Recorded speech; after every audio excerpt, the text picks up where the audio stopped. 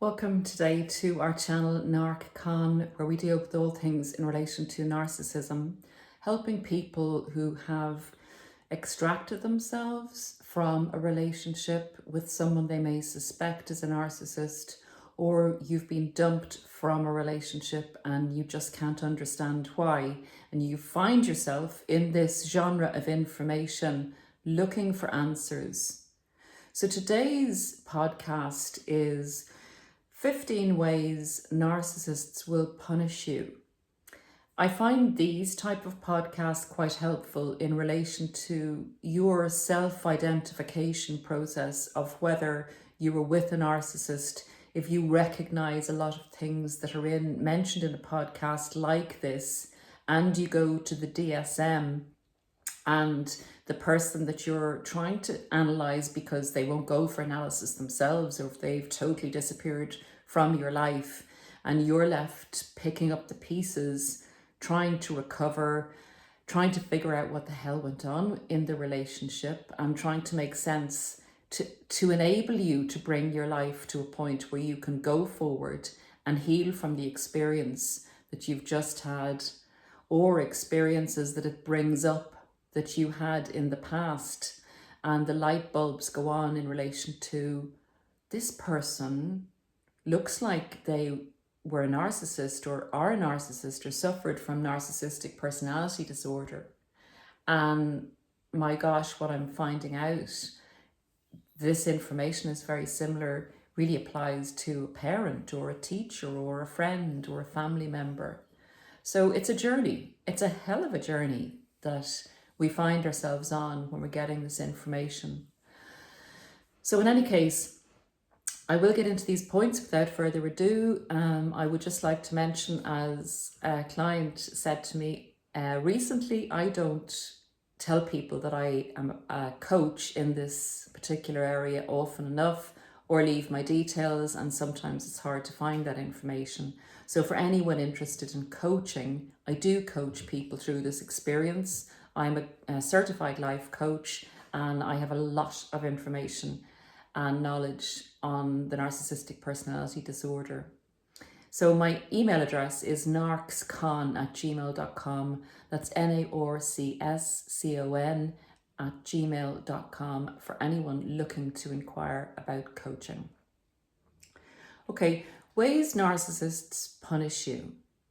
Now, like everything else narcissists do, the punishment that you will receive in the majority, at least 80% of the time, is covert.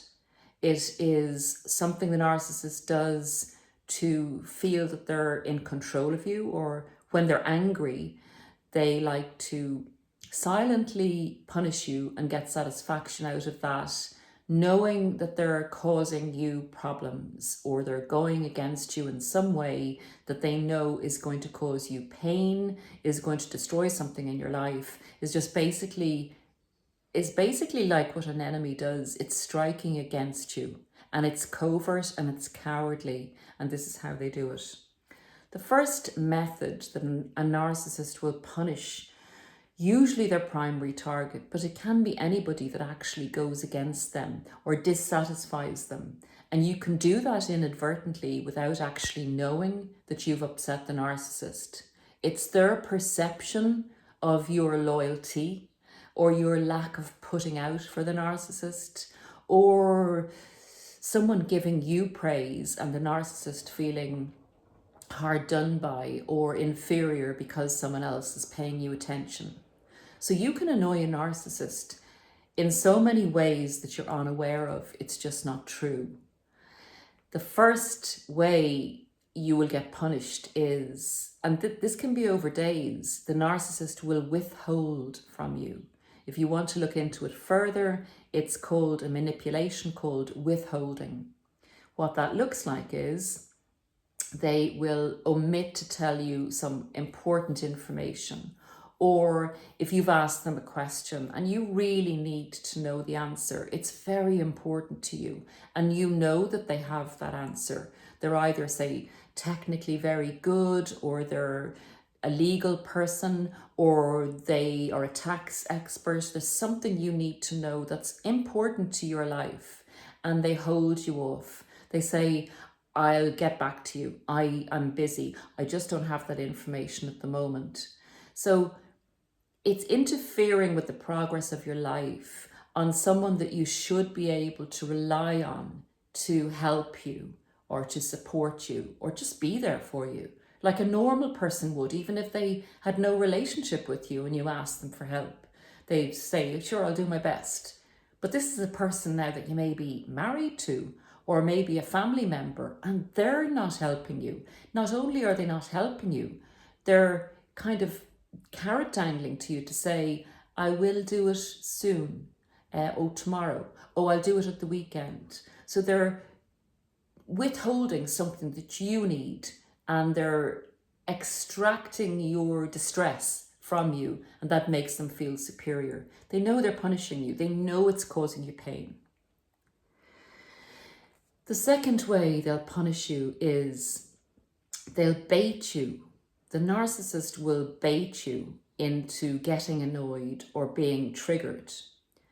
So they'll know you quite well at this stage, and you'll be hooked in a relationship with them, or it'll be a familial member or whatever. And they know how to get you annoyed. You've told them maybe. They say, in the initial stages of the relationship, what really annoys you? What really gets to you? Who caused you the most pain in your life? And they file that away for when they're annoyed at you, and then they will push on that trigger.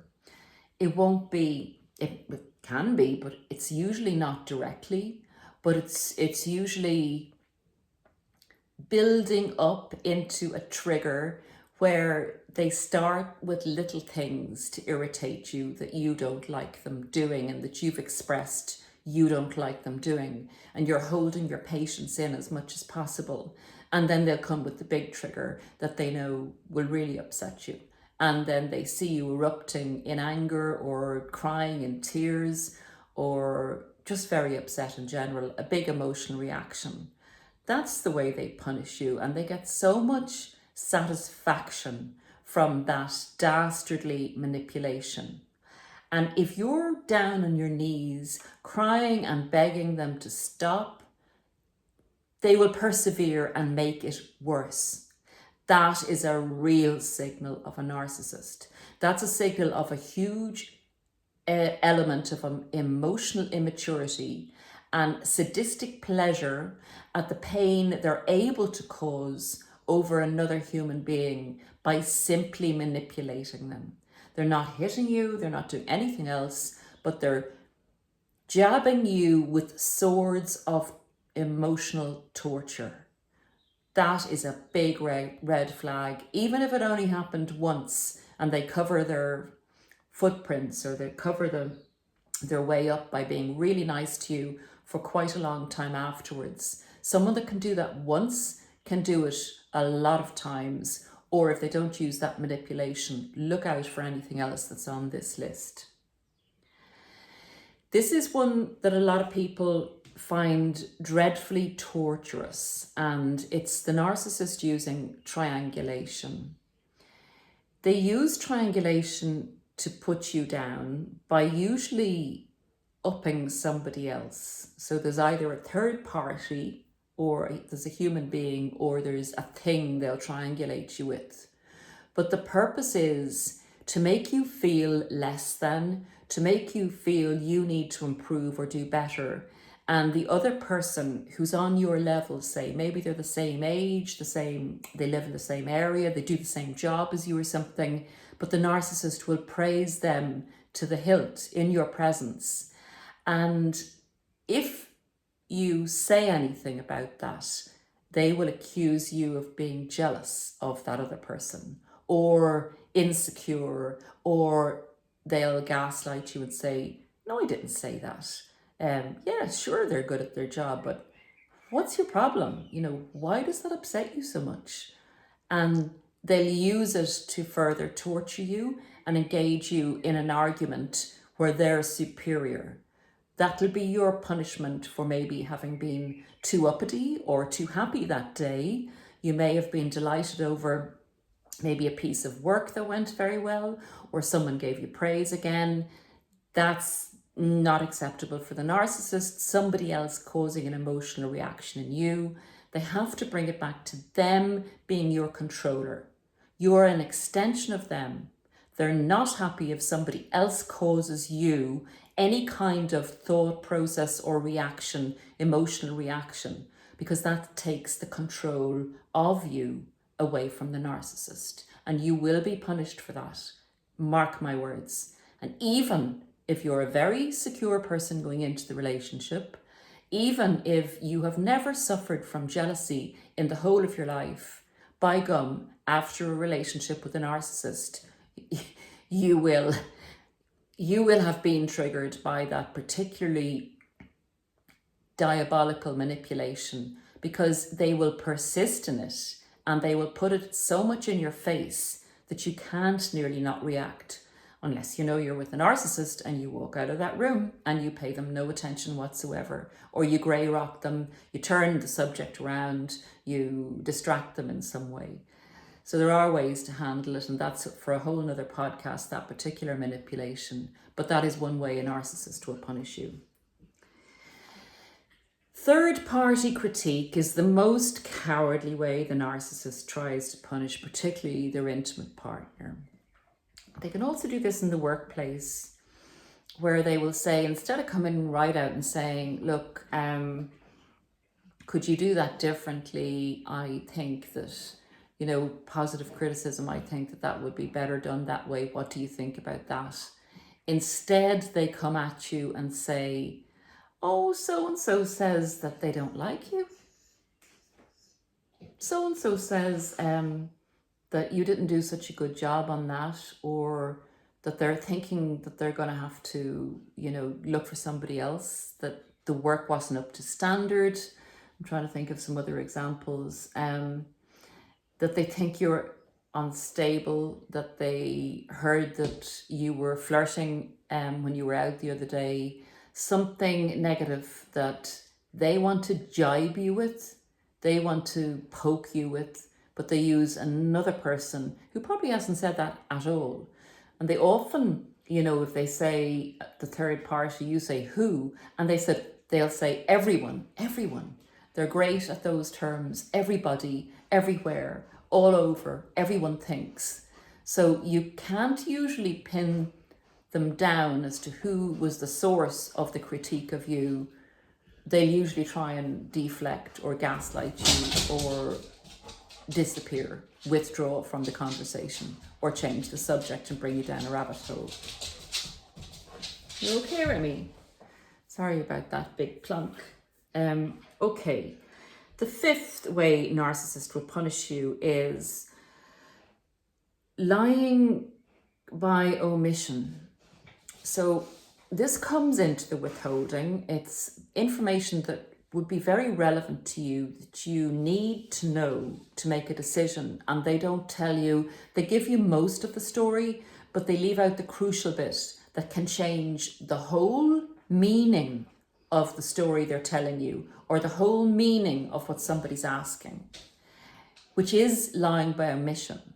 And then if you come back at them later on, when you hear the full story and the full facts, they will say, I told you that. Because they have given you, say, 75 or 80% of the story and the facts. So what are you accusing me of? I told you the whole thing. I told you all of that. You just either didn't hear me, or you forgot, and now you're accusing me of not telling you. So that's the type of thing you can expect with a narcissist, lying by omission. And the other thing they will do is, if somebody has praised you to them, for being great or being helpful, or, doing a great job there, they won't pass on that praise, and that'll be a punishment to you. You don't deserve it. So they're not going to tell you that so-and-so said you were great, and that, if you wanted to apply for a position with their company, they'd really recommend you for it. That's not going to be told to you, and that's your punishment. You don't deserve that information because you have annoyed the narcissist. So that's how petty and immature a narcissist will be in relation to wanting to put you down and wanting to feel superior to you.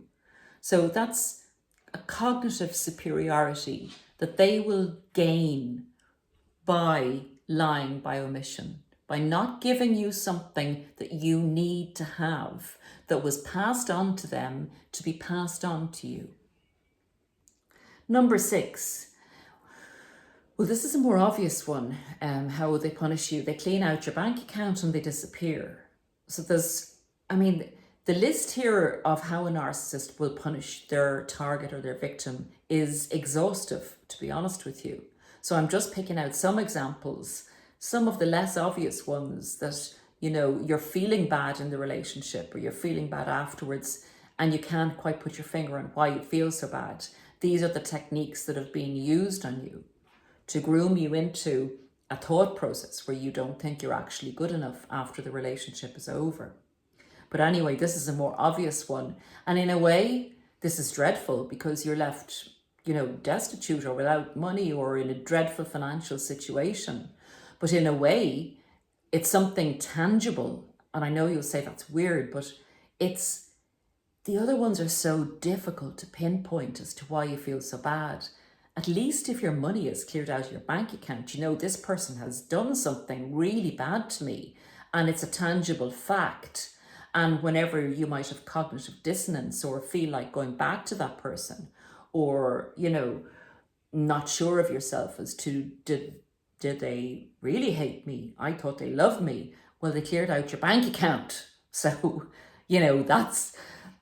that's kind of staring you in the face. That's a hard one to overcome into convincing yourself that they loved you again, which is what a lot of us try and do and we want to do because it is so hard to get our heads around the fact that narcissists think totally differently to normal human beings. This is an awful one as well, number 7. The narcissist will use your children against you as tools. They don't care about the children's welfare. The thing that they use the children for is control purposes. To punish you, they withhold the children from you, or they cause a lot of problems over custody, or they're late for, your meetings with them, or they won't allow the children go on holiday with you. They'll come up with some excuse. They'll just cause you a lot of problems around your children, or they'll tell your children that you're a dreadful person. And this is covered in a podcast I did recently relating to parental alienation. But yeah, they'll use your children to punish you with no consideration or thought for the effect that that's going to have on those children and their lives. They're more important. Control over you and punishing you is more important for maybe you deciding you had enough and you had to leave them. They will, they will keep going as long as they can with that until you can get a handle on it, until you know what a narcissist is, and you put certain measures in place to minimize the damage they can do by using your children as tools to punish you with. Number 8, they damage something you hold dear. So they'll either go along and key your car or destroy a painting you love, lose something on you. And the worst thing that they can do, and I can't even say this, but that they will hurt somebody that you love, or they'll hurt a pet of yours. And I can't go there because it's so cruel and so disgusting. But those are the type of things narcissists do to punish you. They have no empathy, remember. It's all about them winning. It's all about you being punished. It's all about them not being held accountable and it being your fault. And they will get you back, sort you out, stand over you, climb over you to get where they want to go. Number 9 is they'll smear your name. And this is covered in so many podcasts, the smear campaign of the narcissist. Once the relationship is over and particularly if they haven't extracted from you what they came to the relationship for initially, they haven't managed to do that, or you have initiated the discard and they've tried to come in with their own discard, to race you to the finish line. All those kind of things can really annoy a narcissist, or that you haven't accepted the Hoover. Your name will be dirt then. Your name will be absolute dirt. Or if you're trying to expose a narcissist by telling people, you know, the truth, they actually, this is a fact, they did this, it was me who left them, and they say that they left me, that kind of stuff. They'll really smear your name in order to gain control over you. So there'll be no holds barred in relation to that. Number 10, ways narcissists punish you. Well, this is so cruel, and it is so hard when you're in a relationship with a narcissist. The mini discard. They'll go away for a night, a few hours, a week, as if they're leaving you for good. And you'll go through all the emotions and grief of a relationship that's so important to you being over. And they'll often leave you after an argument, or they'll cause an argument. And the mini discard is simply a punishment. That's all it is. It's to give them space as well for what they want to do. Maybe the mask is too tight. They want a bit of breathing space. They want to just have a bit of fun. They want to go off and check out and see if there's anyone else out there that would be better than you, or that they could line up as new supply. They're thinking of finishing with you because you're putting a few boundaries in and you're asking for a few needs to be met. So definitely the mini discard is the biggest punishment, one of the biggest punishments you can get. And they'll start those kind of things off often with the silent treatment, which is another way of punishing you. But the mini discard is an escalation of the silent treatment.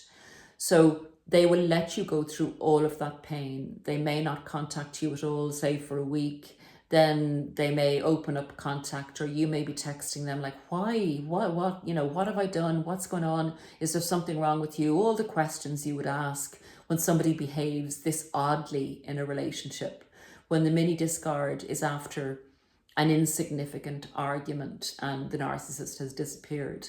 So they'll give you time, in their view, to learn your lesson, to come to your senses. You're not in their group for that week. And if you want to be back in their group, you're going to have to improve, and you're going to have to live by their rules, and you're going to have to change because you're not a good person.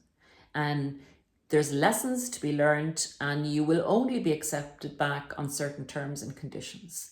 So that's most definitely a punishment.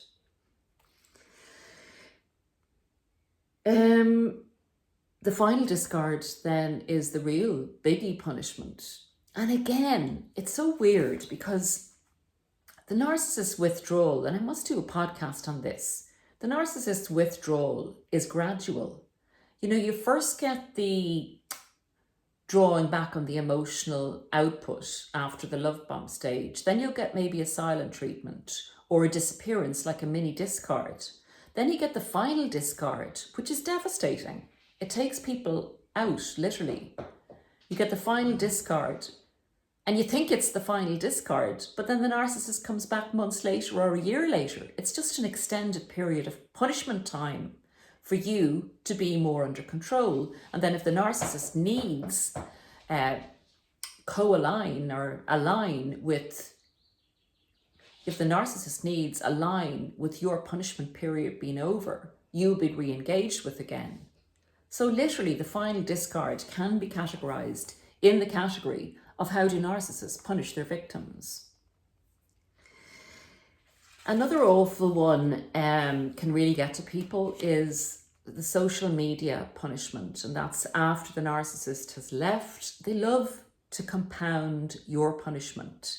They love to elevate themselves on a sadistic pleasure. If I said that right, sadistic pleasure. I know you know what it means. On layering your punishment. So you get the discard, then you get, sometimes, not always, some narcissists keep their new supply hidden because they want their mask to look good to the general group or the community they're living in. But some other narcissists, particularly in bigger societies like cities and things, will go on to another person very quickly and use supply, and they will put it up on social media like days or a week after they've left you, to really drive the hammer or the sword into your heart. So they've left you with the final discard. Then they want to punish you by showing you, you're so bad, I can do so much better than you, and you should have been better to me. It's very, very immature, emotionally immature. You should have been better to me, and now this person is going to be my bestie, my best friend, and you're not. Nah, nah, nah, nah, nah. It's literally like that. And they will put the new supply up on social media for you to see. And you're probably trying to figure out, well, why did they leave you, and what's going on, and where are they, and what are they doing? And then you get that double slap on the face. It's cruel. It's cruel. And it's intentional. So I'm really sorry, but it's intentional. And it's another way of punishing you. And then, of course, they go on to the smear campaign. Now, another heinous way they punish you, and people are often absolutely gobsmacked about this one, and also they can't believe it, but they think it's only happening to them, and it's only ever probably happened to them. It's so unusual. And that in itself is nearly a further punishment, because you think, if somebody could do this to me, I must be really crazy. I must be a really bad person, because nobody would do this unless I had a serious mental health problem, surely. And this is when you go looking for closure to the narcissist house, maybe weeks after they've left you with no explanation, or just told you you're a load of rubbish and I want out of this relationship. When you'd been making plans maybe to get married or something, it just did not make sense. And you thought, there must be something wrong with the person. They must have had a breakdown. Maybe they got bad news at work. What's going on? I can help. I can fix this. We can fix this. I need to find out. We need to have a conversation. Communicate. We just can't leave things up in the air like this. It doesn't make sense. And of course, the narcissist has planned this, and is waiting for you to go looking for closure, and is getting such satisfaction and feeling so important that you want them so badly, and you're calling to their house and you want an answer from them because they're just brilliant. They're the masters of everything, and they're the boss, and they're the king, and they're God. Again, emotional immaturity on a huge scale. But it's us believing that they're anything different than having the emotional maturity of a 4-year-old.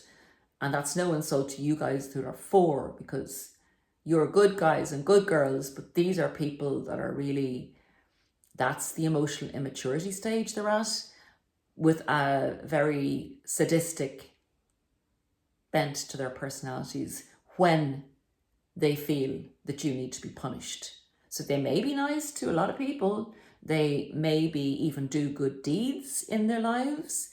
It'll all be for a reason. But when you threaten a pure narcissist control, they go into the worst malign state of self. And these are the punishments that come. So to get back to the point, you go looking for closure, and they threaten you with the law, or they call the law on you. Now, this is a person you were in a relationship with, you were married to or getting married to, who's up and left you for no serious reason, no explicable reason. And you're going to try and sort things out. And they call the law on you. It's too much for someone to take in sometimes. It's too bananas, and it really makes you feel that you are nuts, because the law is being called on you for calling to somebody's house. And it's a terrible gaslight on you. It's a terrible way of making you feel that you're a really bad person, that you're messed up mentally, even though you know you will be messed up after a narcissist relationship, you will act out of character, you'll be in a dreadful emotional state where you're not thinking straight, but this is not who you are. But the narcissist wants you to feel that that's who you are. They want to project everything they are onto you, and they're calling the law on you to show you this is your punishment now. You're going to get punished by the law because you're a bad person. I've two more, guys, and please add how you were punished by the narcissist into this list so it can resonate with people who are trying to figure out, is this the type of thing narcissists do, or is this normal in a relationship? This is a really bad one, and this is criminal. They will actually, and I've had stories of this, and I've had accounts of this, they will slowly try and poison someone. So that's on the criminal level. That can be a sociopath, a psychopath, or someone high on the narcissistic scale who is feeling a great sense of threat to their control, or who really wants something from you, or you've put it up to them that you're getting divorced and they're not getting, you know, you're fighting for them not to get a property they want or money they want or something. You know, you're really threatening something that they believe they should have, even if they've only been with you a wet week. But if they feel that legitimately they can get rid of you before you take what is rightfully theirs, because narcissists have a real sense of entitlement. Literally, when they come to you, they're entitled to everything they have that you have should be theirs, but what is theirs is not yours. And that is the premise or the premise that they come to a relationship with. So you threaten that sense of entitlement, you could find yourself in a situation that's criminal. The very last thing I have, and I think this is really awful and it's pathetic, and they do it, and I've had it done on me. They hide things on you. They literally, I remember once, this little story, they hid the TV controls on me when they went away for a weekend, and I looked everywhere for those TV controls. And I'm one of these persons that doesn't give up when I feel they have, you know, it's logical that the TV controls weren't going to be taken out of the house. So they had to be in this room or other rooms. And I couldn't, I lifted sofas, I looked behind books, I did everything to find these TV controls. And the narcissist came back after the weekend. I told him the story because I'd really wanted to see my TV program or whatever that I had been looking forward to, relaxing with some time on my own. And 10 minutes later, 10 minutes later, he went into the living room and produced the TV controls. And I said, where were they? And he said, oh, they were just under the sofa. No, they weren't. I'd lifted that sofa and I'd pushed that sofa right out and I'd looked under it. So I knew that they had been hidden. So tell me if you've had these experiences, guys. You know, you think that you're living at a constant Mad Hatter's tea party, but it happens over a period of time and it takes a while to put all the jigsaw pieces together. But that was literally a punishment, and to make sure, you know, that the weekend wasn't as enjoyable as it could be. And that person then had a sense of control over the weekend when you were left to your own devices, that they knew that they would have an influence on how the trajectory of that weekend went. And that's the level of control a narcissist wants. And they also resent you for thinking that you'll be enjoying yourself on your own without them, and possibly you've done something to really annoy them before they've left. So that's the way it goes, you know, bank cards, TV controls, whatever's going to put you in a tizzy, whatever's going to discombobulate you on a practical level will go missing. That's it for today, guys. Thank you very much for being here. Thank you for subscribing and liking and allowing us to do this work, which we thoroughly enjoy. And I will see you very soon. I think the next podcast I'll be making, maybe in Ireland, we're still in Kerry, or it may be in New York. And I'll certainly let you know where we are at that stage.